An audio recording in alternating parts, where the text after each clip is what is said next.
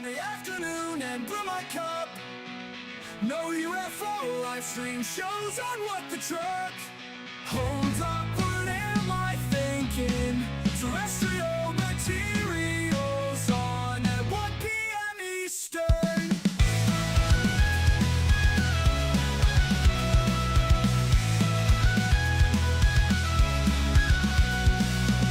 Terrestrial material, give me a recap. Terrestrial material, that's where you find me at. Aliens and AI, Matt, he's a hell of a guy. I bet I'll see John Stokes' steps and rotary motion. The cosmic twilight will hang out too. Jeff Garvey and Tim G. Star will sure stop by. Please don't forget to like, share, and subscribe.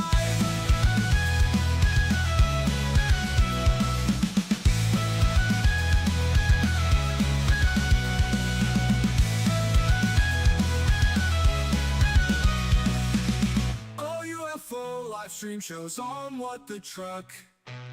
Hold up, what am I thinking? Terrestrial materials on at 1 p.m. Eastern. Terrestrial material, give me a recap. Terrestrial material, that's where you find me at. Aliens and AI, Matt, he's a hell of a guy. I bet I'll see John Stokes, Gibbs, and rotary motion. Cosmic Twilight will hang out too. Jeff Garvey and Tim G. Star will sure stop by. Please don't forget to like, share, and subscribe. Go! Please don't forget to like, share, and subscribe. Please don't forget to like, share, and me a recap. Terrestrial material, that's where you find me at. Aliens and AI, Matt, he's a hell of a guy. I bet I'll see John Stokes, Gibbs, and rotary motion. The cosmic twilight will hang out too. Jeff Garvey and Tim G. Star will sure stop by. Please don't forget to like, share, and subscribe. Yeah, that'd be bad if you didn't do that.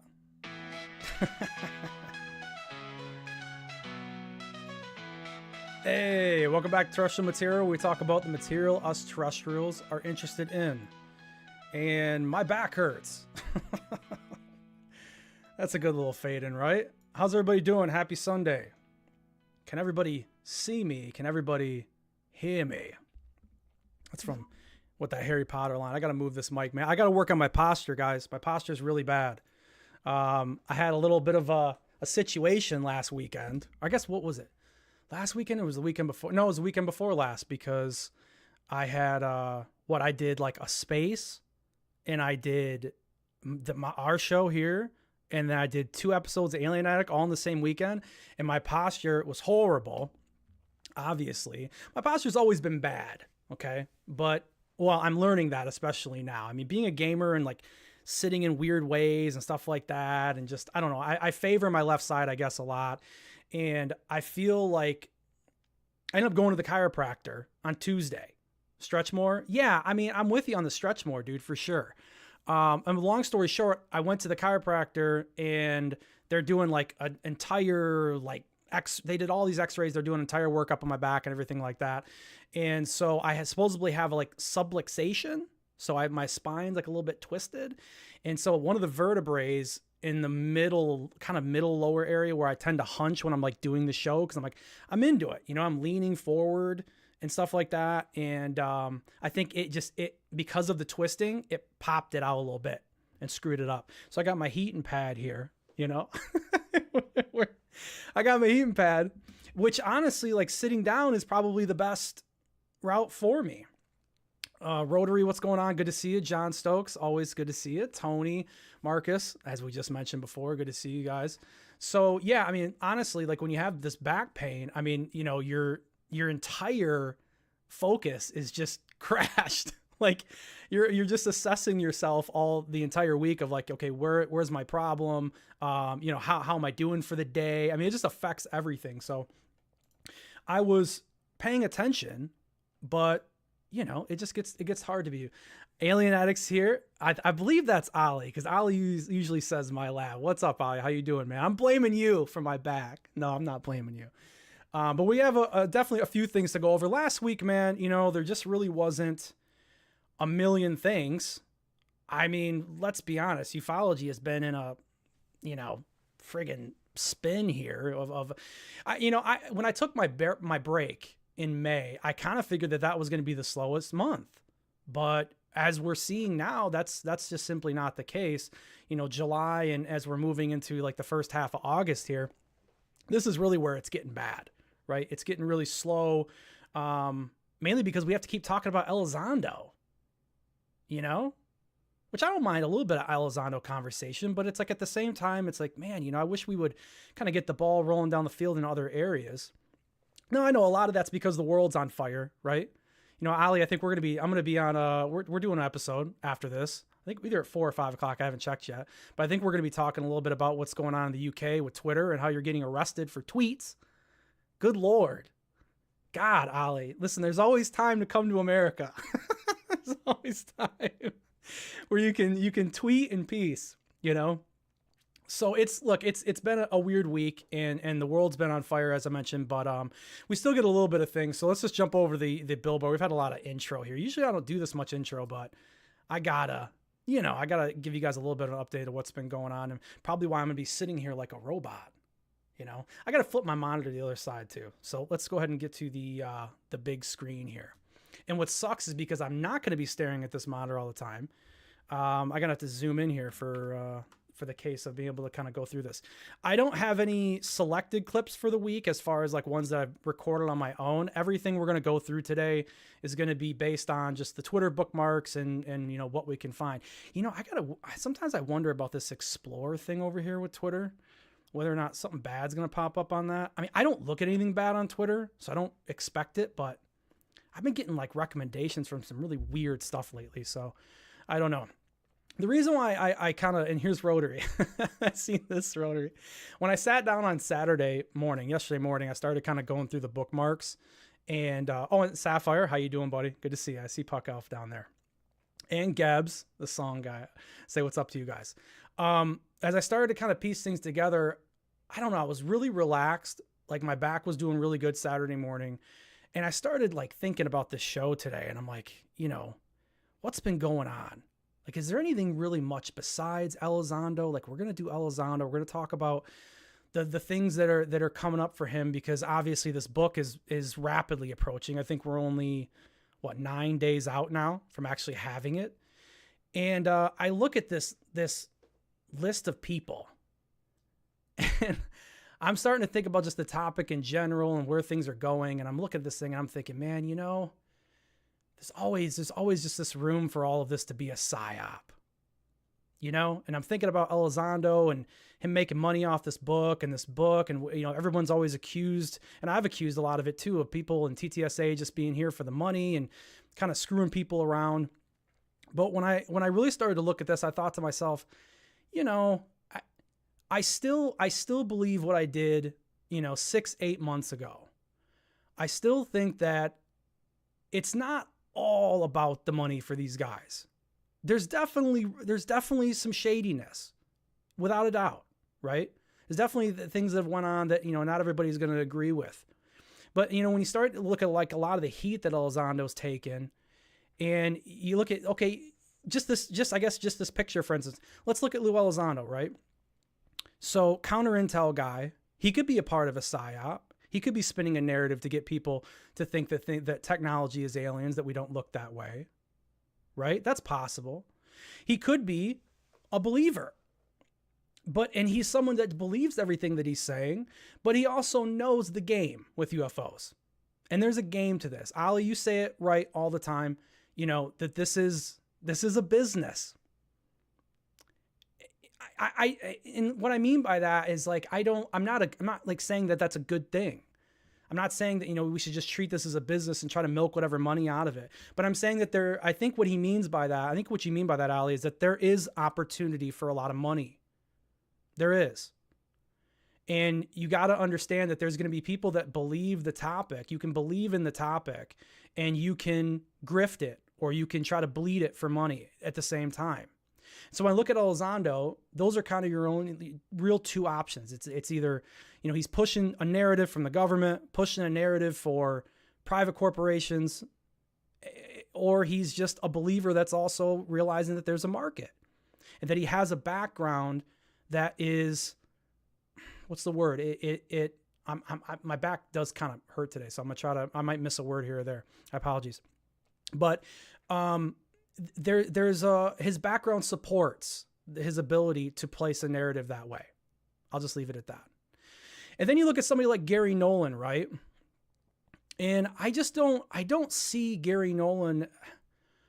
I just see a Stanford scientist. I see more of a believer out of him, that maybe he could be manipulated, right? Maybe he could be put down a path that he doesn't really understand where he's going. He's taken a lot of advice from a lot of outside influences that, he either believes because he's a believer, he's easily influenced. I don't want to say useful idiot because I don't think that he's an idiot. I don't. I think he makes some leaps with some of his conclusions, but I don't know if that's the case. I don't know if he's just quote unquote in it for the money. But you don't have to be someone who's just in it for the money to be helpful in an endeavor that is about the money, right? You're going to want some obliviousness, some smart oblivious people to help you kind of move the plausible deniability down the road, if that makes sense. And then you look at Carl Nell, right? Carl Nell, very, very smart, multiple master's degrees. The guy's been everywhere. Lockheed Martin, Wright-Patterson Air Force Base, Bell Labs. I mean, this is like the guy that you would think would have all the answers. This is the person you would want to have, you want to talk to. This guy is another person, very smart. Could he benefit from the money? Probably, I would assume less. He would benefit less from the money than Elizondo. Elizondo's got, I think a lot more need for the money than him. But you ask yourself, could he be in that same situation as Elizondo as far as a PSYOP is concerned? Possibly, yes. It's there. It's always there, And then you look at Christopher Mellon, and he's an interesting one. And I would put Mellon more in the sense of he just loves the topic. He's a believer. He's got money. The Mellons, Carnegie Mellon, he's got money. But he's an interesting one. But he has influence. He has influence as well. So once again, I wouldn't say he's a useful idiot, but I would put him maybe in the same kind of bracket as Gary Nolan, where I would say that he's a believer that has connections that could help get the ball down the road or get the ball down the field. They have the influence. Kirk McConnell. And I'll be honest with you, Kirk McConnell, I'm not a huge knower of a lot about him. I don't know a whole lot about this guy, not very much at all. Former senior staffer for the U.S. Senate Committee on Armed Services. But we know Kurt McConnell was in that 2018 meeting with Sean Kirkpatrick on Skinwalker Ranch. We know he was there. Senate Committee on Armed Services is a big part, right? But I don't hear much from him, And then Yuan Feng, this director, I don't know. He's executive director of this UAP Disclosure Fund. He's got a background, I think, in like web design and stuff like that. We were going over something like that. And I don't know. He's just kind of there. He's a guy you hire, I guess, to be an executive director. I don't have a whole lot to say about him. But then you look at Matt Ford, right? Matt Ford is someone who, he's a guy that I feel like kind of wants to be famous. He wants to be famous. He wants to be popular. He wants money. He wants to be an influencer. And so, and he's got a reach. So that's what he's doing here. He's here only to benefit. He's here to promote and benefit, right? And then Leslie Duckworth, I don't know. She's the CFO. I don't know anything about Leslie Duckworth. But I don't know. It's not like there was some grand plan behind me kind of looking at these people and giving you just a really, really overall thought about the situation. But I don't know. I guess the closer we get to the end of the year, I start to think about the end of the year. I start to think about next year and where the hell we're going to be and what's possible. And I don't know. It doesn't look great. And I know it's not entertaining for me to tell you that. Maybe that's not the most entertaining thing. But hey, it's the way that I feel. It's kind of where we're left at with this. So he says, say what now, send cash. Yeah. I don't know. It's a weird mess. The last 7 years, guys, what we've been dealing with has been kind of a mess. But with that out of the way, I guess we can jump over to, let me see me back up here a little bit, because I got to be able to read this too. So look, Elizondo, the book leaks came out. All right. And the community, the reaction from the community has been very, very interesting to me. I feel like there's been a lot more of a negative view towards Elizondo after this book, but I don't know if it's negative in the sense of, well, I mean, there's definitely people that don't agree with like the torture stuff and the Guantanamo Bay stuff, right? And that's turned a lot of people off. But I think that there is still a section of people, or at least a mass of people, who like almost like expected disclosure, or like expected essentially like new things from this book. I think he's let a lot of people down over a lot of these book previews. And I've been starting to wonder, because I haven't heard, other than like a lot of the like big, do you want to call them influencers? Like YouTubers, people who are big on Twitter. Like these are the people that are mostly talking about it. I don't get a lot of random comments that pop up from people that are kind of giving their thoughts on Elizondo and what's been going on. But the majority of what I've seen from like some of the higher ups have been not great. You know, they've been people kind of speaking out against him. And maybe that's just because of who I follow. I don't know.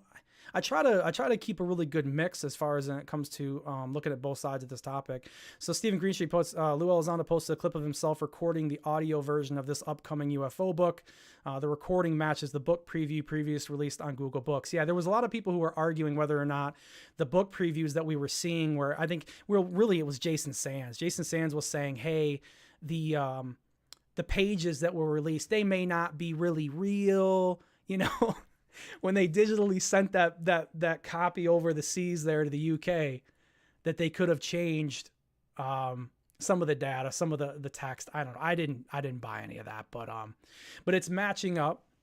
But it was interesting to kind of see Lou sitting here, and he's narrating this thing. He's right in that same office. How many times have you guys seen Lou Elizondo in this office? Should I go full screen with it? I probably should. Hold on a second. I'm not going to play any of the... Do you want me to play a little bit of this? Yeah, let's listen to him. I think this is only like 50 seconds. Let's play a little bit of this audio here. Let me see where we're at on the audio, because I don't want to blow your guys' eardrums. He explained that OSAP focused on unusual phenomenon and investigated unidentified aircraft, specifically ones that seemed to display beyond next-generation technology and capabilities. What we now call unidentified anomalous phenomenon, or UAP, are what were long referred to as UFOs. Yeah, newsflash, Lou. I still call them UFOs. I never liked UAP to start with. Every time I did say it, I didn't like it. I'm just a fan of UFOs. I don't care what the acronym means. I don't care. I don't need the acronym to match the craft itself. You know, I don't know. I'm okay with USOs, though. Maybe it's because we still get the O in there. I don't know. Go ahead, Lou. Jim explained that for decades, civilians, military personnel, and law enforcement officers had reported strange sightings across the world, and there was actually data to support what they saw. Data collected by the same intelligence gathering systems used to keep our country safe from our adversaries, arguably the most advanced in the world. Jim emphasized that what they focused on didn't conform to physics as we understood it.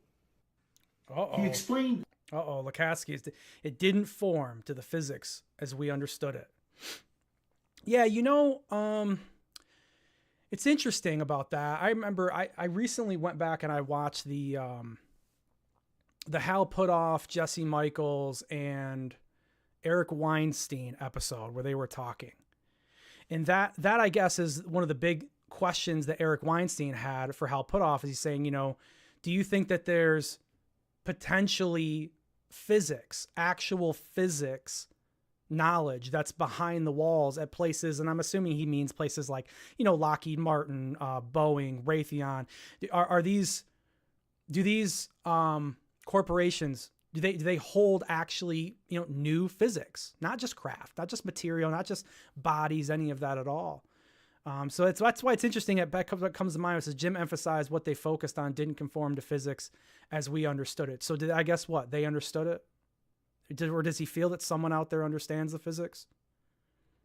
I don't know. I guess that kind of breaks down to whether or not you believe that if we do have crashes and they have been recovered, let's take Roswell, for instance, even though Roswell is a mess. There's 50 million stories about Roswell and what happened. There's 20 different variations of the craft. There's multiple different variations of the crash itself, how it happened. Lightning storm took down 2 of them that crashed together. Elizondo now is saying that, according to Hal Puthoff, it was one craft that was split in half and it crashed that way. And so there's multiple stories that have been told. So it kind of just lands on whether or not you think that's possible. And if we have recovered that craft, how far have we been able to back engineer it and develop it? Do you feel that we've been able to understand it? Have we pulled it out of the garage and tried to turn it on and opened it up, and have we figured it out? Or have we not? I don't know. I tend to think that we figured it out. For me, the Tic Tac is a good example of why I think we figured it out. I can't say it enough. I do think the Tic Tac was ours. But that doesn't mean there's no aliens. It just means that technology exists. So it had to come from somewhere. And I guess I'll digress, or I'll do a slight tangent here before we move on. This one thing that really irritates me about when I hear people have the conversation about the Tic Tac event. They always argue, was it alien? Was it ours? It doesn't make a difference. The technology is there. So we had to get it from somewhere, right? And I'm not seeing any evidence that any other physicists around the world have come up with technology or a craft or a drone or anything that performs like the Tic Tac does. I don't see any of it. So I don't think that argument really matters. I wish more people would kind of take that next step past it and say, where is this technology from? Because it's there. But anyway, Jeremy Reese here puts on here, Lou Elizondo has released nothing new or revelatory to the UFO community after 5 years of broken promises and vicious attacks on his critics. He has succeeded in polarizing and sowing division within the UFO community, many who rallied behind him and other false prophets. This is a big statement, but a lot of people have been making this statement about Elizondo lately. You hear a lot about how people are feeling that he has, sowed division over time, and a lot of people don't trust him. Broken promises is a really good way he puts this too. I remember when Lou said, go, if you want it right now, go get a hobby and come back in 5 years. Well, Lou, I'm here in 5 years, brother. I don't have anything yet. I don't have any hard proof. I don't have anything that I can, take to the bank. Does that mean the stuff's not real? No. Doesn't mean that it's not real. But it just means that we don't have a body. We don't have the craft. And I think a lot of people, when you hear Elizondo say things like that, like come back in 5 years, they're expecting when they come back in 5 years that it's not a book just telling them about Roswell again. That's the difference. And I think you have a lot of the community right now that feel a lot like Jeremy. And they're sitting around saying, man, it's 5 years later, brother. Where are we at? Where are we at? So that's an interesting one. I had this pulled up, this little clip here from that Jay Project Unity posted. It says, once upon a time, Danny Sheehan tried to warn us about To the Stars Academy and people like Lou Elizondo. See, these are the kind of posts that are coming out, guys. These are the kind of posts that are coming out. And it is interesting to kind of look back and see people like Sheehan, who represents Elizondo, still represents him to the best of my knowledge, how they used to feel and where they're at. So I'm going to play just a little bit of this clip because it's kind of interesting to see where Danny Sheehan's at now and where he was before. I got involved in the issue of the UFO issue and the ET issue starting in 1977 with President Carter. I realized that the work that I was doing was characterized by the national security state as a target for counterintelligence activities.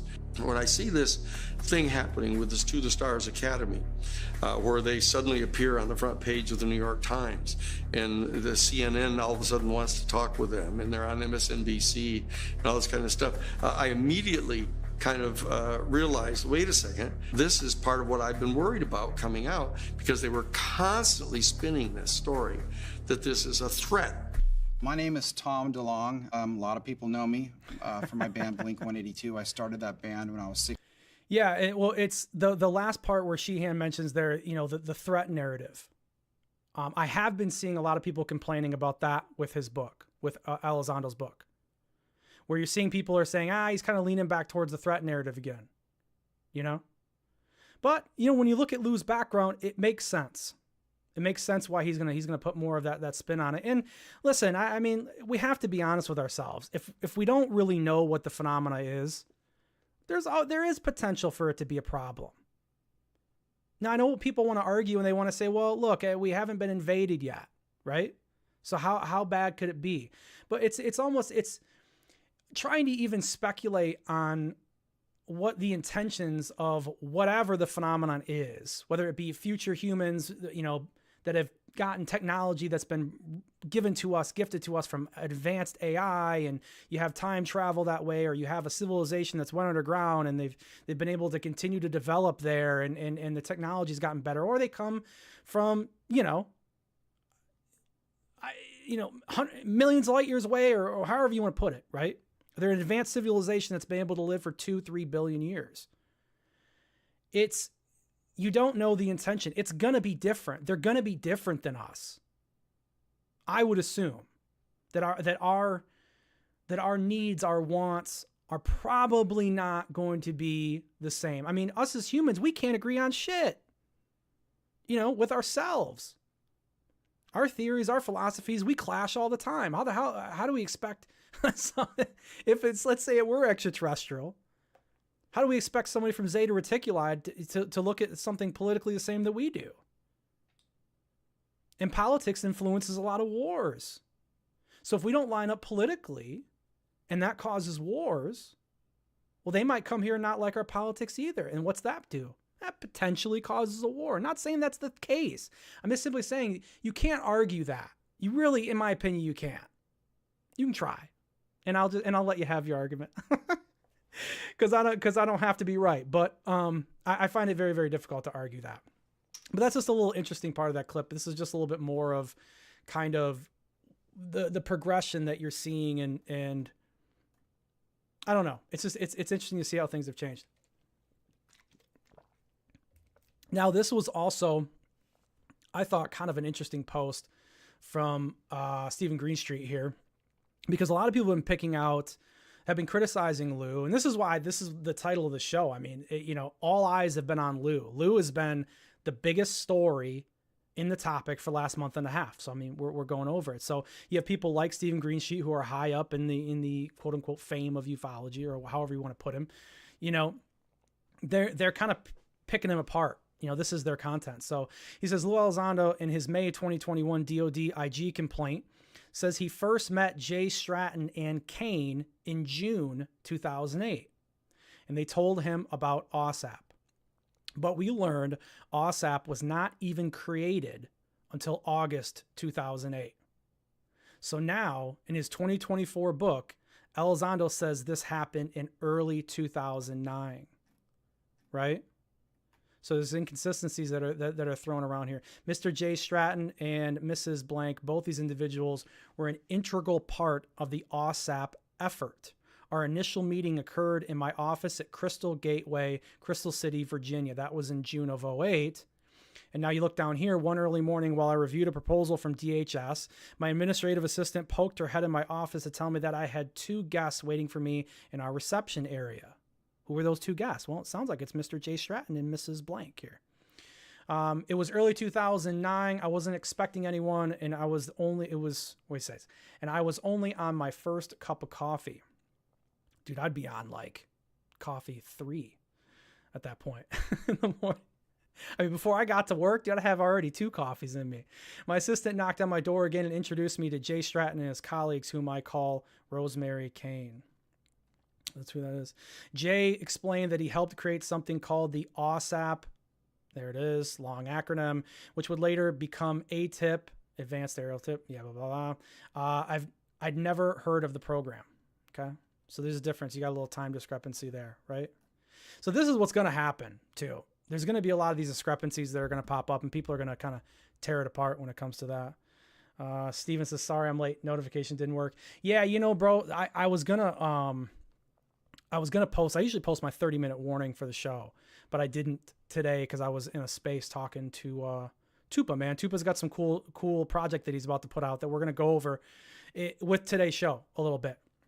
So this I thought was a little bit more of an explanation to kind of take this even further. Like today's theme is, you know, what is the community thinking about what's going on? The last show, we did a little bit of that, but we more on our last show from 2 weeks ago, because it's been 2 weeks, I guess, at this point. We took a look at more of the pages that were leaked themselves.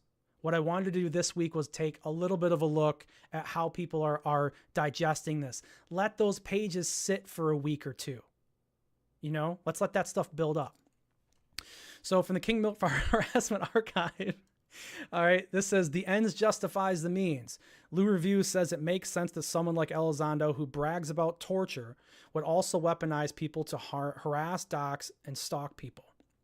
Okay, so let's get here. I'm over here trying to scroll down on my main screen.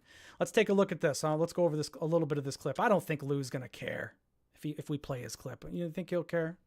I doubt it, man. Here we go. And here's the thing, too, that kind of scares me a little bit. It just gives me a little bit of the heebie-jeebies. Like, imagine if this guy had permission to do to me whatever he wanted. That's interesting. That's a really good point. If you guys don't know the history between Lou Reviews and Lou Elizondo, you could argue, gave him a little bit of a Paul Benowitz treatment. You know? So I would not disagree with Lou that this would kind of maybe shake him up a little bit. He's already admitted to torturing people at Guantanamo Bay. What would he like to do to someone like me, a citizen who's got the protection of the United States and the Constitution behind them, unlike prisoners at Guantanamo Bay? Or someone like you who has been speaking out against him. Probably one of the most vocal, he's got to be the most vocal person that's been speaking out against Elizondo. Yeah. And they don't talk anymore. I've heard Lou Reviews. I've heard him talk many times about how he's tried to, in the past, I don't know if he does anymore. He probably doesn't anymore, but you know, he tried to reach out to Elizondo, you know, understand what's going on, kind of get a feel for the situation. That's silence. When you think back, like if I was Lou Reviews and I had to think, man, you know, this torture that's gone on, the czar of torture, the Darth Vader, these are the things that Elizondo is almost prideful about in his book. I mean, he is prideful about it from the pages that we've seen. And then you think about how all that contact went dark. You got booted out of the circle. You might even think that he's been lucky that it's went this long and nothing has happened. I mean, I'm taking out all of the doc. I'm taking all that out. I'm going more towards like the physical side of things. I'm not talking about the harassment online. It's not what I'm talking about. But I find it very interesting. I agree. I'd be nervous. He's breezed out. And you wonder why I spoke out against this guy and why I revealed what I revealed and why I asked the questions that we asked. We were hearing shit about this back then. You know, he was in Guantanamo Bay. Apparently he tortured people there. We're like, what? Well, yeah, at that point in time, if somebody were to say that to me, like, you know, at first, you have to ask yourself whether or not you even believe that, right? Because it's secondhand. It's somebody telling you. I'm sure it was somebody very close to Elizondo that was telling Lou this stuff. But, yeah, I don't see, my posture is getting crazy. I'm spinning around. See, I'm thinking and I'm talking. I get moving. I gotta get the book, put the book on my head. Yeah, I don't want to spend too much time on this. I just, it's interesting to keep getting these takes. We'll listen to just a little bit more of this here. Nah.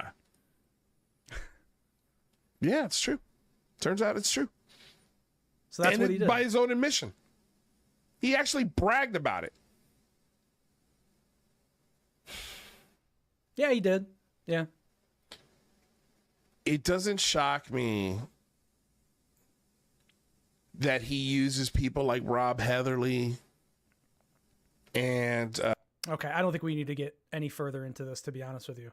But yeah, I mean, plain landed on that. This is just, like I said, I'm trying to go over kind of the way that the community's been looking at this. So it's a very interesting thing. Now, this, look, Jay has been like, he's been all over the place lately when it comes to stuff with Jason Sands, as we mentioned earlier, Elizondo. You know, Jay has been very, very vocal about his true feelings about Elizondo lately. And this clip here that I grabbed here on what he posted, this is him speaking pretty bluntly about this situation, how he feels about it. And I got to be honest, I relate to him on a lot. I've related to Jay a lot lately. He's always had some interesting content, right? Like, he's always been interesting to hear talk. He's a great speaker. Whether or not you agree with this stuff or not, I'm not trying to get into that. But the guy speaks very, very well. He's an entertaining guy, without a doubt. But lately, he's just been kind of speaking my language, man. You guys know how that is when you have somebody that you've maybe seen here or there and you start picking up on the stuff and you're like, damn, you know, that stands out. So I want to play a little bit of this. This is him reacting to Elizondo, him giving his opinion on the situation. And then we'll talk a little bit more about it as we get after it. What you want about Dr. Stephen Greer, but like I said before on X, at least he wasn't running advanced illegal interrogation programs out of Guantanamo Bay's most classified site, torturing people who have still not been convicted of crimes under the orders of a completely corrupted neocon regime, the Bush administration. That's Lou Elizondo. That's what Lou Elizondo did. He wrote about it in his book, gleefully. The Tsar of Torture. The Darth Vader of the United States. Yeah, I don't really support someone like that, especially in a subject that for me is much more aligned with trying to improve and strengthen your consciousness, your connection to the rest of the universe, and what all of this could mean in a sense of curiosity. That's kind of how I feel about Dr. Stephen Greer. Dr. Greer was certainly promoting and pushing a sense of curiosity, and Lou Elizondo is essentially just a lapdog for the national security architecture. He's a lapdog from the national security architecture. So there you go. I mean, he's leaning more towards, you know, PSYOP situation, right? I mean, look, it's a weird spot. Like, look, I don't trust Elizondo. I don't. Ever since I watched, you know, Who's Lou, Manny did an incredible job at bringing up a lot. He didn't damn Elizondo in that documentary, but he raised a lot of questions and concerns that made me step back and go, I don't know about this guy. This guy's not being as truthful as he could be. The motives from Elizondo seemed extremely blurry at that point. And it's been blurry. It's only gotten more in focus on more of the negative from him. And I think a lot of that's just because he's been gone. So much heat came down on him and he dipped out of the topic. Very controversial. But there's a lot of him that I agree with. I don't support the torture stuff, man. I don't. You can't. And we're gonna get to Lou's comments about this. I mean, this is all leading somewhere, guys. I know sometimes it may seem a little bit jumbled, but if it does, maybe it doesn't. But we're gonna get to that. We'll play the rest of this little clip here from Jay. And I do find it a little embarrassing how many people are brainwashed into believing this guy should be called a hero. It is a little embarrassing watching my own countrymen, watching people. I know, you know who I'm talking about. You know exactly who I'm talking about. Who's he talking about? He's talking about Nick Pope? I think Nick Pope is big on Lou, right? I think he is. Because you're listening to it right now. You UK influencers, British influencers, people who are speaking about this subject in my country, you know who you are. Why are you supporting this man? Why are you supporting a Tsar of torturer? Huh? It's not even your country. So you're not being a patriot to him in terms of American hegemony. Explain that to me. You know who you are. Yeah, I find it weird. It's very cult-like. Oh, we have to support Lou no matter what. He's pissed. I haven't heard Jay talk like this, man. Have you guys? Have you heard anything like this from him? I haven't. He's pissed. He's got an issue, and I've heard him make little mentions, like, you know, he was talking about when he was talking about with Tim Burchett or Burchett. God, I'm never gonna get that right. Burchett. That was a few months ago, and they were speculating on who was a disinformation. A lot of people thought it was Corbell. There was kind of a back and forth about whether or not he meant Elizondo or Corbell, right? So this has been growing, and I think that if there was anything true about the conversation behind the scenes between Jason Sands and Elizondo at that dinner about the leaks about the book and Jay getting the blame, it's possible. Look, I have no issue saying that it's possible that Elizondo made those claims. I just simply had questions about Jason Sands himself, whether or not he was really at that dinner. If you go back and rewind the tape on what I was talking about and remember I never said that Lou Elizondo never said that. And when you look at someone like Jay, who's a big person on Twitter, big in the community, Elizondo knows. He hears everything that's going on. Elizondo pays close attention to this Twitter stuff, guys. He does. He's tuned right in, without a doubt. I've heard people in Twitter spaces argue that he's got other stuff to do with his time, man. He's not interested in this. He's not a UFO guy. Never has been, never will be. He's a UFO guy.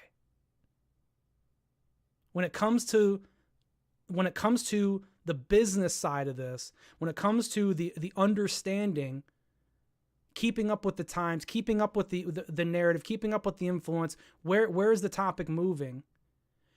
Why would you think he wouldn't be tuned into that? He's right. He wrote a book. He's following the trends. He's understanding what's going on. He's trying to figure out, when do I release the book? What's the best time?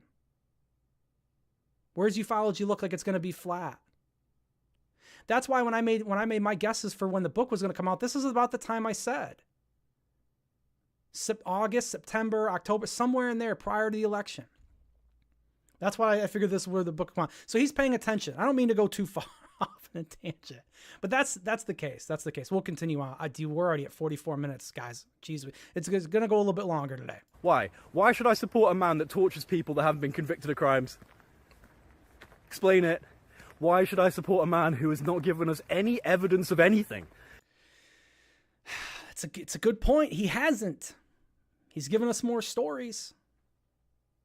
He's not proven anything. He's not demonstrated the science of anything. He's not given us documents. He's not provided actionable intelligence. It's true.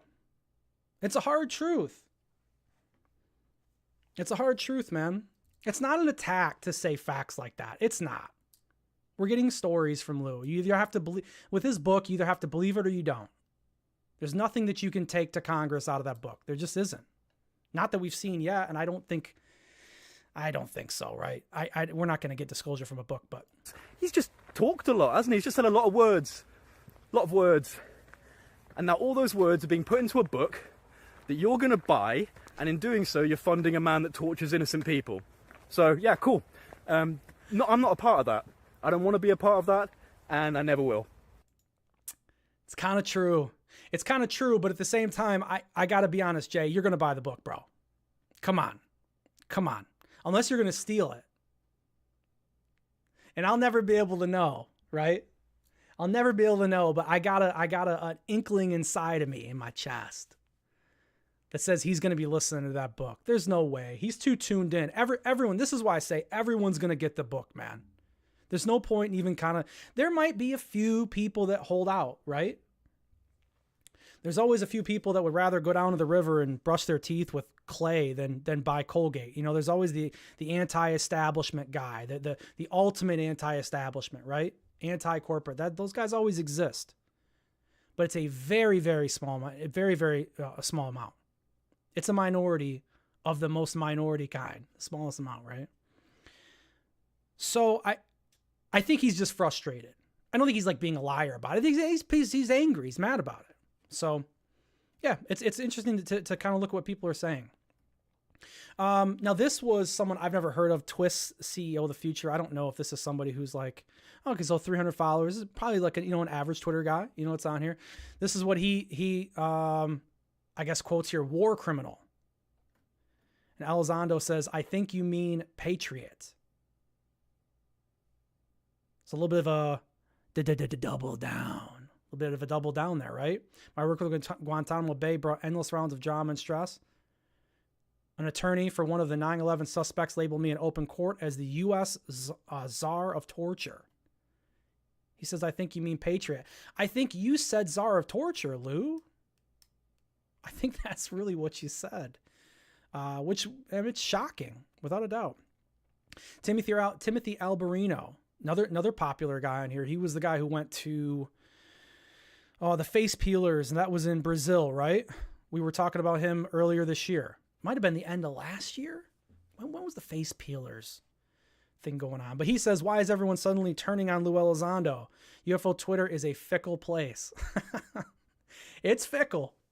It's fickle. So you get another response from that. Craft Beard says an excerpt from the Senate Select Committee study of the CIA's intention and interrogation program. Lou Elizondo referred to what he did and said a program as patriotic. This is how the report describes the program instead. Where was the part here? Nevertheless, such pressure, fear, and exemption or expectation of further terrorist plots do not justify, temper, or excuse improper actions taken by individuals or organizations in the name of national security. There you go. It's interesting enough. Senate Select Committee doesn't agree with him either. I don't know if we're going to play this or not. There's it says thank you to HarperCollins for putting it together. Yeah, so there's a little trailer that got put together. It's on Lou's page, 30 seconds. I figured if we had time, we might watch it. That's why I threw it there, but no, not there. Sorry guys, I haven't been looking at chat. There's a lot I still want to go over here. Cash for book, truth hurts, man. Yeah, dude, it does, dude. Could order from a public library from the UK. Okay, so Gabs has got the loophole. Gabs has got the loophole in the book. But I want to listen to the book, man. So I'm gonna go that route with it. This guy says torture. I believe this reasoning was used by Germany and Japan. And Elizondo says, you have absolutely no idea what you're talking about. I won't fault you for it, but when the facts come out, I wonder if you will have the gumption to apologize. Probably not. Good day to you, sir. Good day. He puts the 80s action hero line on at the end. It's funny. It's funny. So he says, you have absolutely no idea what we're talking about. I won't fault you for it when the facts come out. So he's saying what? When the book? We get more from the book? How you doing, John P? Good to see you, bro. He says, good afternoon. Yeah, it's good afternoon, dude. Let me see. Okay. So now we kind of move into the next phase, okay, of what I want to start looking at. So the rumor is, and this was earlier in the week. No, I guess it was last week. Yeah, I keep forgetting we didn't have a show last week, so I keep thinking we're only a week back, but we're not. We're 2 weeks. So Shannon Scott has a podcast, and I believe he's had Elizondo on, I think, a couple of times. But he tweeted, and this is earlier than August 1st. It was a couple of days before this, where he tweeted out that he was going to have Elizondo come on the show. And this was, I think, at least rumored to be Elizondo's first ever appearance. For at least promoting the book, kind of getting things moving, which this close to the book coming out to start the kind of the book tour at this point seems a little weird. I don't know exactly what it means, but it definitely seems a little bit weird. But he ends up removing that tweet because the initial tweet that he said he was going to have Elizondo come on, he asked people in that same tweet, what would you like to hear about from Lou? And the comments and the questions, guys, were they were wild, man. There were people really going after Lou. And so I think that he ripped that down because it probably got just too negative. And we got this repost a few days later that says, shh, it's still going to happen. It's still going to happen. So we know that there's an interview coming with him on that. More people are asking. I'm excited for the 20th Lou Elizondo. Obviously, this guy's excited for the book, or Amy, he, she, however, will we get any interviews before the release? Now Elizondo is saying he's working on it. So we even get it from the horse's mouth. We're getting interviews. They're coming. Okay. This was another example of this. Hi, folks. This is from Elizondo. I've seen a lot of questions on getting a signed copy of Imminent, and I'm honored to have your interest. On August 22nd, 2024, I'll be joining Talk Shop Live at 7 p.m. EST. Here's a link to see what it's all about and the details. I'm really looking forward to engaging. Let me see. Engaging you all. Hope to see you all then. There's obviously a link for that. So he's kind of, and this was on August 6th, so he's getting it moving. He's getting it moving. And then the big announcement, which is kind of like a who's that Pokemon. You guys remember that? In between the commercials, who's that Pokemon? And then Kurt Jaimungal, Theories of Everything. He's had Elizondo, I believe, two times. And if I'm correct, it was on Kurt's show that Elizondo made the somber comment. I believe it was. And you guys can correct me if I'm wrong, but yeah, I think it is. So we don't know the date, but we do have the Who's That Pokemon, so we know that he's going to go there. Now, Kurt's the big show on this. I don't know how big is Talk Shop Live, guys. I don't think I've even heard of that platform, but I'm just going to assume that Kurt's like the biggest one, right? So we're gonna have him come out on Theories of Everything. So I've been beginning to ask myself, we're late in this book tour, but he's starting it. And my initial impression was maybe he was going to skip a lot of the UFO community. Maybe he had this Rogan appearance lined up and he said, I don't need to dip down into these podcasts again where it was all this trouble and leave myself open to questions that I don't want to answer and, potentially harm the book. Excuse me. So I wonder if this is, because it feels last minute to me, all these interviews being put together, this feels last minute. And I'm wondering if that's kind of what we're dealing with. Did maybe some of these interviews that he was looking forward to fall through? Maybe Lex, nobody mentioned Lex Friedman. I think Lex would have someone like Elizondo on. Hell, that would probably honestly even be, would that be better than Rogan to hear him on Lex? Because Lex would get into maybe more of the the detail.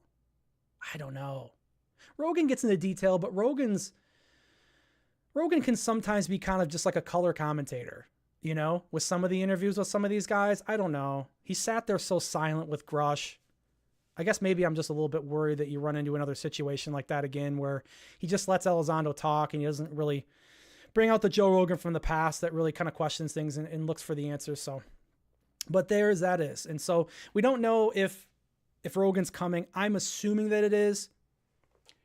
If Rogan still is coming, the only other explanation I can give you is that maybe Elizondo kind of looked at this and said, hey, I can't leave the community completely out of it. I have to show them some love. I got to go on a few of these podcasts because I'm asking for their money. So I don't know. Probably the way that he's doing it. It just feels last minute. A couple more things here, guys. So this is a big thing. The UFO Timeline, Chupacabra. I'm sure probably most people have heard about him. A very popular guy on Twitter. He won the UFO log contest that I was in a couple months back. And he has been working on for, I think he said, at least like a couple years in building a database that actually breaks down all of the whole UFO timeline, everything. Okay. So all of the cases, and you're going to be able to zoom in, look at a case. You're going to be able to see testimony from it.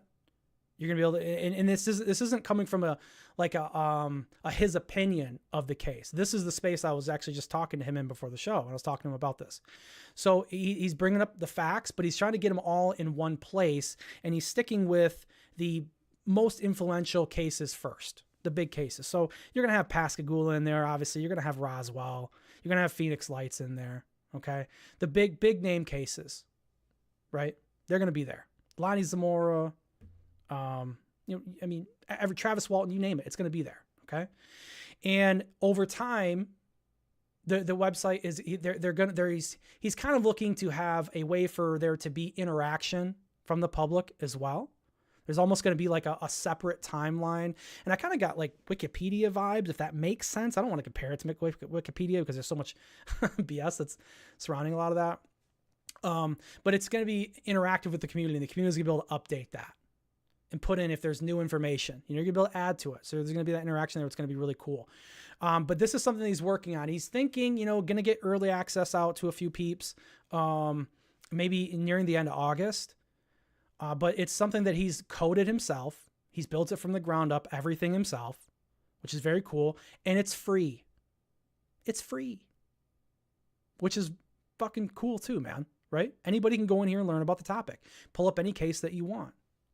The potential for this is what's really cool. I'm not trying to glaze him up here at all. This is cool, dude. I haven't seen anything like this. I've wanted something like this for a long time, but we just never had it. But we're getting it. It's coming. So this is the Twitter to follow, guys. The UFO. Well, you guys probably can't see it because of the way that I got this thing. Let me pull this down here a little bit. Let me back it up here. Okay, the UFO timeline right here. Go follow this. Okay, and when you go here, the link for the website is right here. We'll click this. We'll pull this up. Now it's not, like I said, it's not live, but it is. So you'll be able to search all the cases, explore, your data. There's going to be interactive maps. Here's the community tab. I'm assuming, what does he even give us? Connect with UFO enthusiasts, share experiences, discuss theories. So there's going to be, I guess, kind of a forum take to it, which is cool. Interactive map, view UFO sightings and encounters plotted on a global map with detailed information. We were kind of talking about how it's going to be interesting to be able to see the hot spots over the years. See how the sightings have moved across the U.S., east to west. But then also, you're almost going to get like a trade route. You'll be able to see where these crafts are how they're moving. I said trade route because I thought that was the funniest thing ever. Like they're trading. Maybe they're trading people. That's what they say about all the missing people, in the national parks. Maybe that's what's going on. You'll see all that. And then an interactive timeline of UFO history, explore key events in UFO history. But this will grow. So when it comes out, I think it'll be very, very cool. There's no way, no matter how much you think you know about the topic, there's no way you're not going to learn something from this. 100%. I'm going to learn a lot, dude. But I think also it's going to be very cool to, while, we're on the podcast, something like this, if I'm trying to think of a case, or I'm thinking about, some relationship to an old case, or I don't know, anything you can pull from back. How you always forget a name or you forget one part about it? Boom. It's just going to be quick and accessible right there for you. It's very cool, man. I don't know.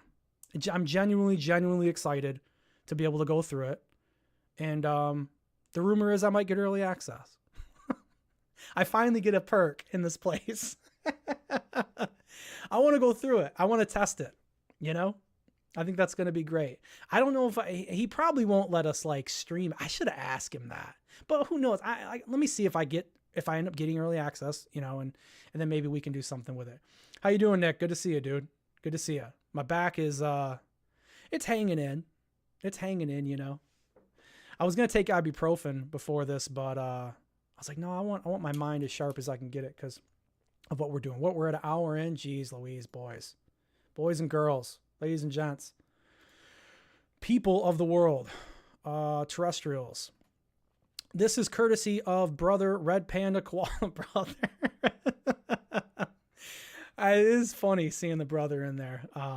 If you follow along with the background of a lot of the drama and stuff that goes on, I'd say drama in the sense of like, it's just, I have to use the word drama, but there's, legitimate issues that go on behind the scenes of Twitter. There's a lawsuit. Have you guys heard about this? David Grush lawsuit. Panda was nice enough to provide the case documents for this. Listen, this case is ongoing. And there's been some speculation on it, but we don't really know like what's going to happen with it. I don't want to get too far into this because number one, I'm not an attorney, dude. I couldn't tell you everything about this, but what we might do is just take a little bit of a look and read at some of this. So we have kind of a basic understanding of what's going on. David Grush is suing. Let me look at this. Comes now, the plaintiff, David C. Grush. Do, do, do, do, do, do, do, do. Get the Law and Order. By and through undersigned counsel, and files this complaint jointly and severely against Jane Doe. So he's filing this against a Jane Doe, which we don't know. That's not a real name, guys. That means someone you don't know. Okay. In his or her official and individual capacity, and Sheriff Michael C. Chapman. Michael C. Chapman. I knew a Chad Chapman when I was a kid. He wasn't a very nice guy, but that's the only Chapman I know. In his official and individual capacity and in support thereof, states as follows. Parties. At all relevant times, Plaintiff Grush was I'm going to destroy this word. Domiciliary of the Commonwealth of Virginia. Grush is so I think that means like that's where he lived, right? Is a former United States Air Force officer, blah, blah, blah. We know all that. We know he was in the Air Force, okay? Then it kind of just simply says, like, here's the sheriff. He's the defendant sheriff. Michael Chapman was the Loudoun County sheriff acting under the color of law, to wit, the color, blah, blah, blah. They're saying, look, this is the guy who was the sheriff. He's supposed to know exactly what's going on. He's supposed to be updated on all the laws and everything. So they're just trying to establish how this guy is supposed to be grounded and showing you this is even how he fucked up. Okay. How I can't use the F word. I shouldn't use the F word, but how he screwed up. Upon information and belief, Jane Doe was a governmental employee of Loudoun County Sheriff's Office, was acting under the color of law, to wit, under the color of the statutes, ordinances, same idea, and was the party responsible for releasing the plaintiff's records. So that's why I read this part. This is kind of where this argument is. All right. So should I stay on this document for this? I'm wondering, because there's a better breakdown of this on the other one, but maybe we'll stick with this right here. All right. That's kind of what this case is about. Supposedly Grush is saying that his personal records were released, and they were released unlawfully. Okay. Through a FOIA request from that Ken Klippenstein, this reporter. God, it's such a long story. It's almost too much to even break into this, but, this was the reporter that broke that case about, or broke the news about Grush being detained, or I guess, what does this say here? He was admitted to Loudoun Adult Medical Psychiatric Services, LAMPS, under an emergency custody order, and continues to be located within the Commonwealth of Virginia. So he was put under custody because of his drinking.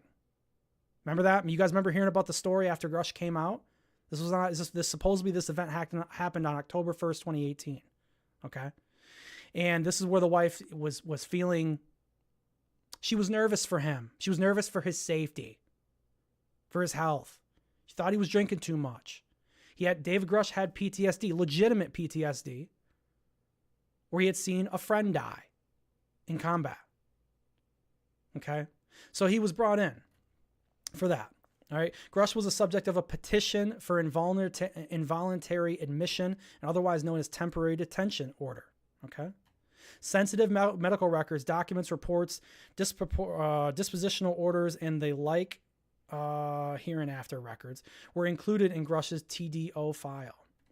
Grush was not committed and was consequently released. So after he, and I'm giving a little bit of background here for you because I feel like I have to, otherwise this isn't going to make sense at all. After that stint where he was held, they found that they could let him go. All right.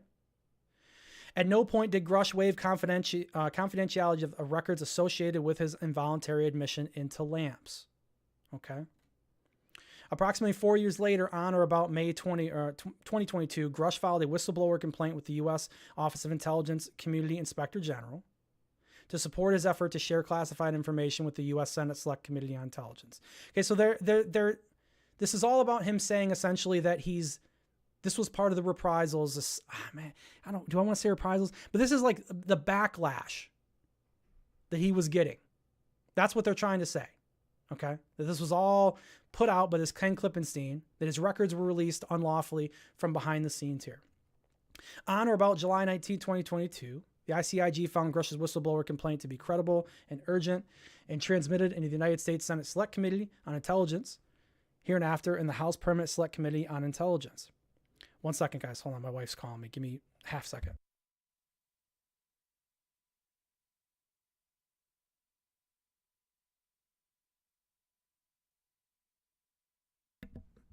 I told her I'm live right now. Let me call you back. And she hung up the phone.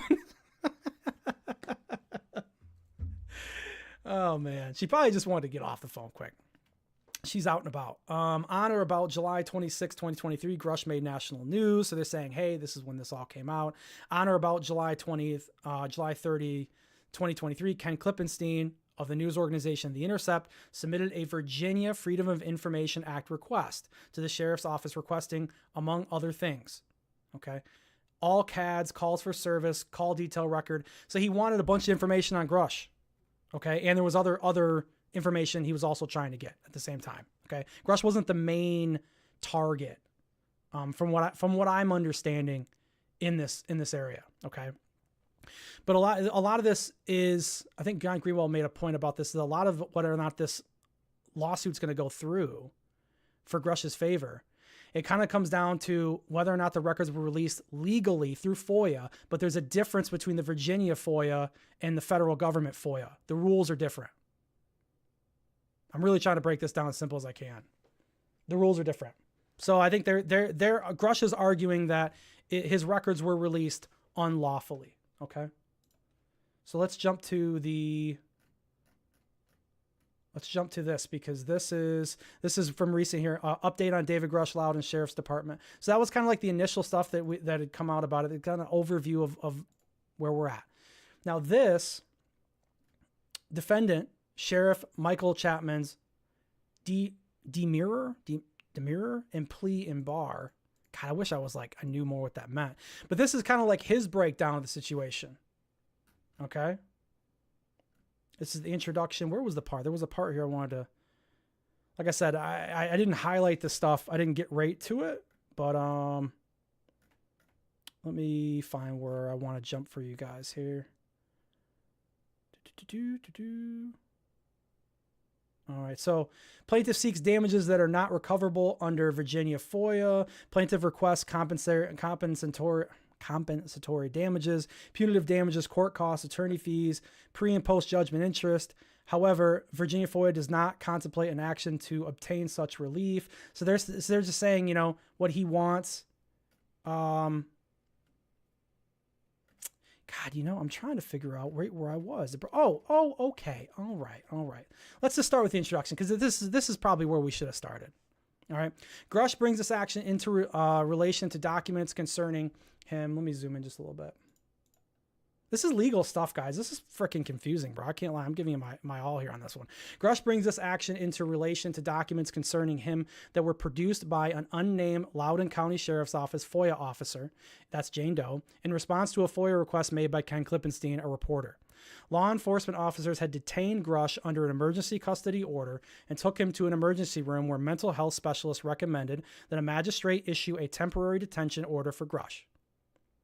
The unnamed FOIA officer allegedly produced the incident report from the officer that responded to the incident that plaintiff alleges led to the issuance of the emergency custody order and the temporary detention order. Plaintiff alleges that the information from the incident report became publicly known and caused plaintiff unspecified personal and professional damages. So he's saying, I can't get a job, right? Can't get a job. Personal and professional. He's got stress from it. As a result of the incident report that was released in response to this FOIA request, Grush brings the following claims against the defendants, naming Sheriff Chapman and Jane Doe in their official and individual capacities. Okay, violation, VA code, blah, blah, blah, blah. Gross negligence. This is what he's claiming. And willful negligence. In each of the 5 counts, he seeks compensatory damages in the amount of $2 million, punitive damages in the amount of $350,000, court costs, attorney fees, along with pre-post judgment interest. That's a lot of money, huh? He wants the money, man. 2 mil, 2.3. He's going for it. Plaintiff's complaint against defendant sheriff does not state a cause of action and fails to state facts upon which the relief demanded can be granted, and it should therefore be dismissed. That's what this is about. This sheriff is trying to get this case dismissed. That's what this document, I should have said this from the start, but that's what this document is stating. This is a request for dismissal of the case, okay? And they're giving their reasons why. The complaint is procedurally defective and seeks relief that cannot be granted by the court. Further, it fails to state facts upon which relief can be granted, as the allegations are insufficient to support the plaintiff's claims. So he's saying there's no support for the claims. Furthermore, defendants are entitled to immunity under the facts alleged. Therefore, defendant Sheriff Chapman's demurrer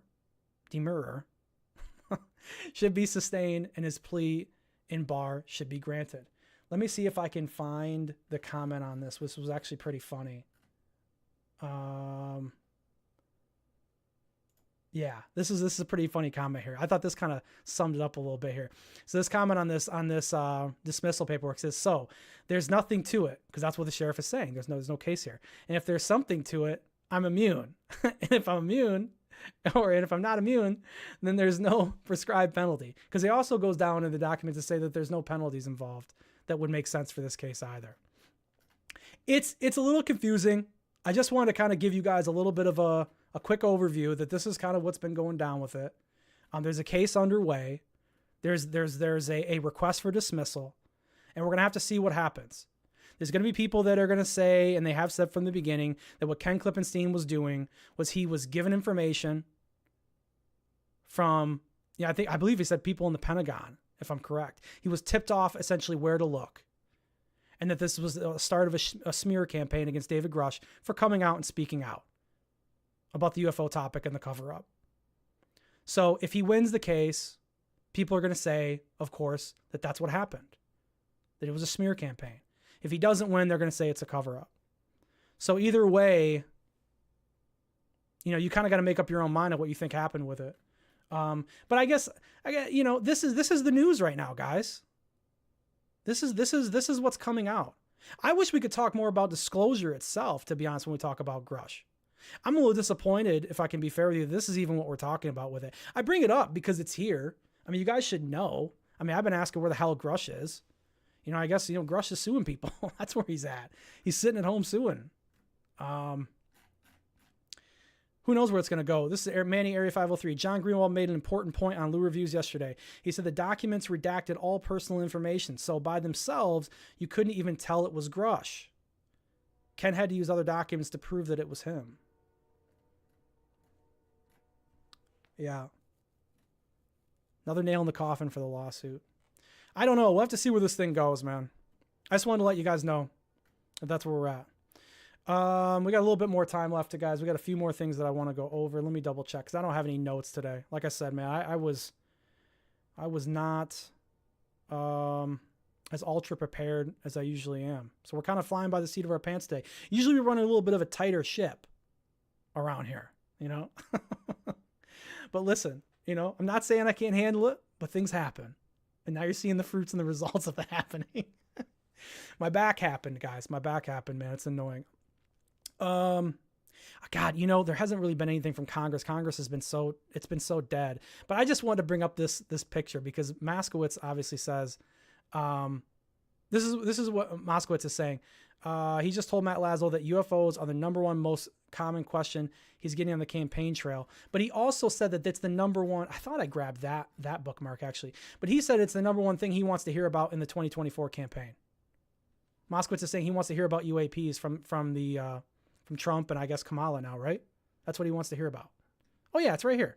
Says, yeah, I knew I had it. Damn it. I knew I had it. Says number one question he's asked campaigning in 2024. He's asked. I apologize. I retract everything that I said.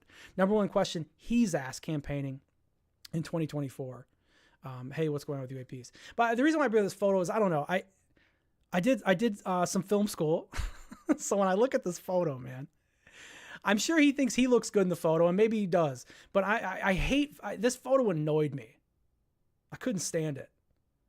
One of the first things you learn in cinematography 1, okay, in Cine 1, as they say, you don't put people in corners. This is just a personal thing that I have with this photo. Not even with him. But it's a horrible photo. It's such a bad photo. We got this picture. I don't know what the hell this picture is. It adds nothing to the background at all. It's just a big red wall, and there's cracks in the wall. The floor looks bad. I don't understand the idea of the seat being here. The lighting's not good either. His face is lit well. I don't know. It's very hard. The light. I don't know. Maybe I shouldn't dwell on this, but I don't know. I've seen this photo. Get a better. What I think this photo was. I think this is like he had, a niece or someone who wants to be a photographer. That's what this looks like. Somebody who's, starting out in film school, they're out taking photos and maybe they're taking photography. I don't know. I'm spending time on this. What are you guys saying in chat here? Ibuprofen gel is good. Had leftover puff pastry. I haven't even eaten today. I had a banana. That was the other thing. I need to eat as well. Maybe that's why I'm tunnel visioning on things that don't really matter, like that photo. Yeah, the only thing that really kind of popped up at all is Senator Round says we've got a shot at getting Schumer's new UAPDA included in this year's NDAA, but depends on the House intel. So that's not great, right? We got a shot. I don't know. That's what stood out to me. I thought they had more of a chance. I thought they were really kind of like souping up the new UAPDA, but I don't know. They don't seem very confident, I guess, is the point of it. So I guess my whole point of bringing this up is I don't know. I don't know if I should tell you guys to really be confident about what we're going to get from that or get excited about it. We're just going to have to wait and see. It's just so dead from Congress right now. And I understand why. They're busy, man. But you want to get more from it. Where are we at? Hour 18. Okay, last couple of things. This came out last week. We're getting a little bit of a buckle up thing here. This guy, Matthew Pine, okay, says, so Lou Elizondo's book, it's going to be a wild book. I can tell you that. Then that's going to trigger these documentaries. And then I believe, okay, he's just re-narrating the clip here. I didn't look at this originally. I was going to read it because maybe there was something cool there. I did listen to the clip. This guy was on a podcast. Who is Matthew Pine? This is Matthew Pine. Matthew Pine is a crypto guy. Crypto dude, as they say. Crypto bro, as they say. Okay. And this guy was on a podcast and he was talking big, right? He was talking about, essentially buckle up, Elizondo's book's coming out. This guy kind of alludes to it. There's documentaries coming, you just stay tuned. He's got a lot of inside information. And a lot of people wonder who the hell this guy is. Like, where would he get a lot of this information? We're going to play the clip. I just want to give you guys a little bit of a setup here. They're wondering, who this guy is and where would he be getting some of this information? Because he talks about Grush as well, right? If you guys remember back, and I gotta tell you, I gotta give credit to Vetted, because he was the one I was listening to his show when he was talking about this.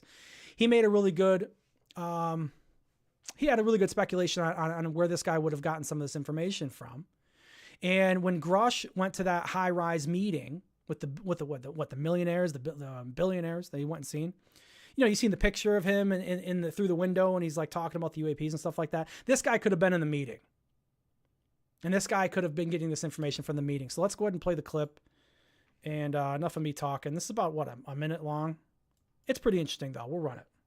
The ratchet was kind of like David Grush's first guy. Carl Nell coming out validating that. He validated it before in the initial article, but he just kind of came hard to the paint and said it just straight out. And people would just, and there was like an investors conference, like, what did that guy just say? Like, what?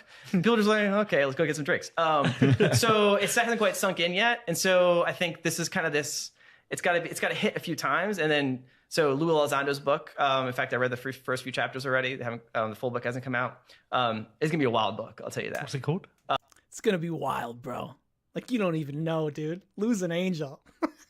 It's called Imminent. Oh, the Imminent book. Okay. Yeah, and so, but then that's going to trigger these documentaries, other people, and then I believe the coup de grace will be coming sometime this year with someone that everyone would recognize if they watch. If they don't give me a date. Don't do that. Don't say the coup de grace end of the year. We got another date that was given to us just last night that I'm gonna at least make a mention before we get done here. Stop giving dates, man. Every time I hear a date, I'm like, shit, man, we're getting nothing. We're going to get nothing. Damn it. Anyway, I'll let him continue here. Paid attention to the news, you would know this person. Yeah. So somebody's coming from the news. You know, if you pay attention to the news, you got somebody that's going to come out. I don't know. It's news. This is where ufology is right now. This is the kind of stuff that we're getting. The reason why I think we're getting stuff like this is because I think they see a lot of the people behind the scenes, like Corbell and you know, Elizondo and George Knapp, and we're going to talk a little bit about Knapp in a minute here. They see what I see, which is that the end of the year is not looking good, dude. It's not. And they're already starting to try to set up next year. You know, we're setting up next year because we know that where things seem to be leaning towards is just really a really dead holiday season for UFOs. You know, so that's what I think this is. This is preemptive setup. And I'll give you another reason why I think that when we look at the other thing. But that's kind of what we know from this guy. We have this guy who's potentially, you know, had conversations behind the scenes with Grush. Grush told him what he told him. I wish he'd tell us what he told him, you know. But Grush is out there getting paid, for sure. For sure he got paid for that meeting, you know. I was going to segue this into... Oh yeah. So another interesting thing about this is this guy's like obviously a stock guy. I'm sure he's a stock guy too, right? These crypto guys are all stock guys. You know, when you look at stock lately, this was brought up. This was pretty interesting. You know, these guys are going to be interested in stock and money, and it could be a reason of why a lot of these stockholder guys in New York were even having the meeting with Grush to begin with. I think they're maybe trying to see a little bit further out also about where they can make money on some of this, because when you look at the stock, what's the one that's been growing? Because the stock market, from what I hear, has not been doing too great. But you got companies like these guys who have been doing a really good job. Maybe I zoomed in a little bit too much on this. You guys see it. Lockheed Martin, look at this jump. Past 6 months, boom, big money. Raytheon, boom, big money. They're making money, right? So there's money around here. And these are obviously, you know, two of the biggest lore companies that are around. So you got that tied in there, right? And then, you know, obviously you had a clip here. I was going to play this, but this is, we kind of just went over it. But this is, you know, Michael Stratt talking about Lockheed Martin. Ben Rich, Skunkworks, ran Skunkworks. Wrote letters admitting he admitted the company was working on UFO technology. So you have UFO technology with Lockheed Martin. You have crypto guys, stock guys that are all coming into the situation. Like, where is this going? Like, I'm telling you, I don't have the answer for where it's going. This is what I'm trying to understand too. I'm trying to see out into the future of what the deal is. It's hard. You know, we don't have all the answers. This was a funny post. The CIA posted this from their Twitter in 2016. You guys remember this? The CIA is telling you how to investigate flying saucers. Here. In case you wanted to know, this is how they want you to do it. Establish a group to investigate and evaluate sightings, determine the objectives of your investigation, consult with experts, create a reporting system to organize incoming cases, eliminate false positives, develop methodology to identify common aircraft and other aerial phenomena often mistaken for UFOs, examine witness documentation, conduct controlled experiments, gather and test physical and forensic evidence, discourage false reporting. Who's doing the false reporting? CIA. All right, last thing. I know we're way over time today. This was a post from, what's his name here? Dave Navarro. He's a rock star guy. Obviously, this is Astro, like, commenting on this. But he had a good comment on it. Astro says, I'm glad rock stars and celebrities get the inside scoop on UFO disclosure details. Don't worry about the community or the public. Shaking my head. Now, why is he saying that? Because Dave Navarro took a picture with George Knapp. Do we have the picture? It's got to be here. Do we have the picture? Don't tell me we don't have the picture, man. We might not have the picture. You don't really need the picture, but it's Knapp and Dave Navarro sitting there next to each other, and they're taking a photo, okay? It says, thanks to my pals George Knapp and Jeremy Corbell for coming out to see us this evening. So they went to the rock show. We talked about some things tonight, and I'd love to share, but I'm afraid it's still classified. All I can say is you may not want to make any plans for March 3rd, 2026. Well, you won't actually have a choice. And he puts the UFO emoji. This is what I'm saying. They're already like skipping the rest of the year. And so when I read that and I see Knapp and Corbell putting that out there, I'm starting to just kind of feel like I get a sense of like, should I even care about the next 3 or 4 months? These guys don't seem to care. They're really not doing podcasts anymore. They're not really getting any new footage out there. Their well seems to be running dry. They're talking about spring of next or wait, 2026? Wait a second. I thought that was 2025. Okay. Well, then that chat changes my mind. I must have read that incorrectly then. But I guess what? 2026? Geez, that's way out. It's even further than I originally had thought. Okay. Well, I don't know. I guess they're just pushing the needle even further. But I guess at the end of the day, it says, but I'm afraid it's still classified. Here's the thing. I don't think Corbell and Knapp have any. I don't think they're telling Dave Navarro classified information. I think they're probably telling them some cool stuff. But if I'm going to be very honest, Dave Navarro could have just been, hey, it's classified. I can't tell you. Like, could have been joking. But I don't know. A lot of people are taking it as he's not. But Jeremy Corbell and them could be portraying it to him that way. I don't know. It's interesting. I'm going to blame my back on why I read that date wrong. I'm going to blame my focus this week on that. But nevertheless, they're pushing the needle pushing the ball down the field more. So it's more buckle up. It's more wait around. More is coming. More is coming. Why does it have to be March 3rd, 2026? Why can't it just be now? Let's put the stuff out now. Let's put it out now, man. I don't know. That's my frustration. We're getting more of that. But then again, you got George Knapp. He's sitting around telling everybody he knows where element 115 is. And then he's going to wait for Bob Lazar to die, man. And then he'll go get the element 115. Then he might give us disclosure and break it all down. So that's what I got for you guys, man. Let me see. Let's jump over a little bit. That's what I got for you guys this week, man. Look, there's been not a terrible amount going on with UFOs. I took last week to take a little bit of time off. Like I said, I don't know. I've always prided myself on trying to bring you guys something new every time that I'll come on here every week. But let's be honest, man. It's very, very difficult to do that. So like I said, I'm going to bring as many shows that I can. We got the big one coming up about Elizondo's book. Now that book is going to come out on the 20th. I am figuring out completely. I gotta figure this out probably next week. I mean, the book's about to come out.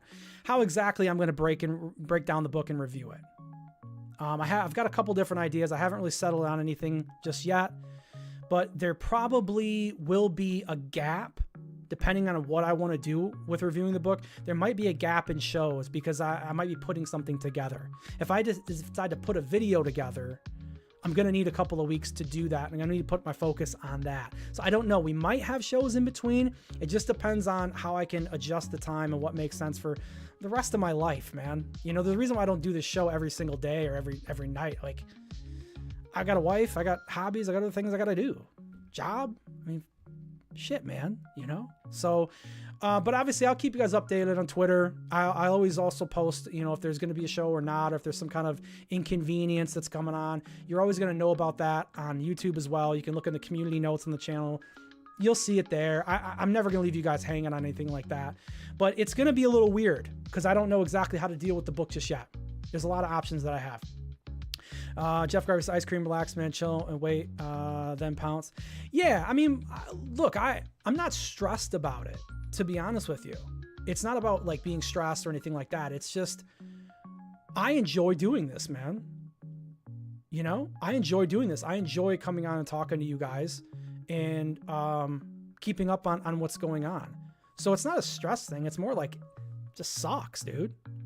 It sucks that we could really be looking at like the end, the peak of, I guess maybe the finally kind of going down the other side of the hill of the last 7 or 8 years that we felt that we might get a little bit of disclosure from the government. Something might pop up. That's the truth. I mean, that's potentially what we're looking at. We're looking at the death, in my opinion, the death of government requested disclosure. If the UAPDA gets smashed again, are they going to come back next year with it again? I don't know. Is Congress going to want to keep looking into this? I don't know, dude. I really don't know. We could be looking at the beginning of the down slope. So we'll have to see. You know, I leave that stuff on the table because it's possible. But have a good rest of your Sunday, guys. I'll be on, Alien Attic in a little while. You know, actually, you know what? I said... Let me see. You know what I'm gonna do? I'm gonna put the link for the UFO timeline in the chat after I close away here from you guys, so you guys can go on there and take a look. Like I said, go check out that UFO timeline, guys. It's gonna be really cool. I'm not doing it because I'm promoting it because I have something to do with it. It's just I think it's gonna be really cool. I think you guys will enjoy it.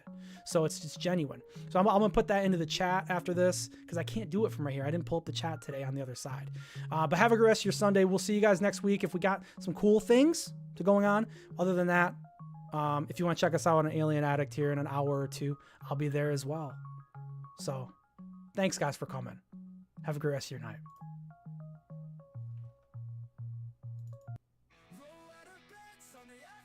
And brew my cup. No UFO live stream shows on What the Truck. Hold up, what am I thinking? Terrestrial materials on at 1 p.m. Eastern.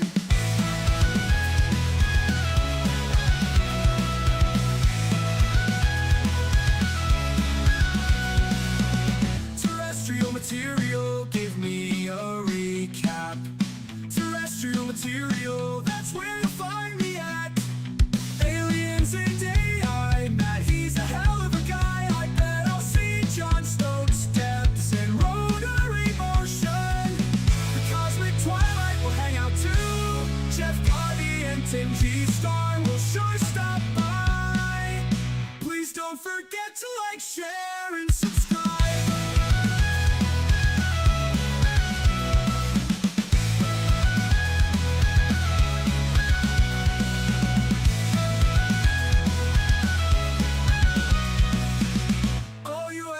Live stream shows on What the Truck. Hold up, what am I thinking? Terrestrial materials on at 1 p.m. Eastern. Terrestrial material, give me a recap. Terrestrial material, that's where you'll find me at. Aliens and AI, Matt, he's a hell of a guy. I bet I'll see John Stokes' steps and rotary motion. Cosmic Twilight will hang out too. Jeff Garvey and Tim G. Star will sure stop by. Please don't forget to like, share, and subscribe. Go! Please don't forget to like, share, and subscribe.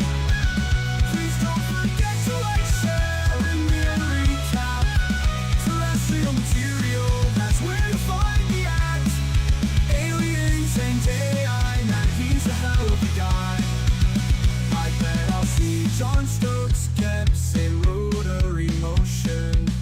The cosmic twilight will hang out too.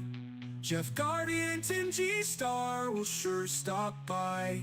Please don't forget to like, share, and subscribe.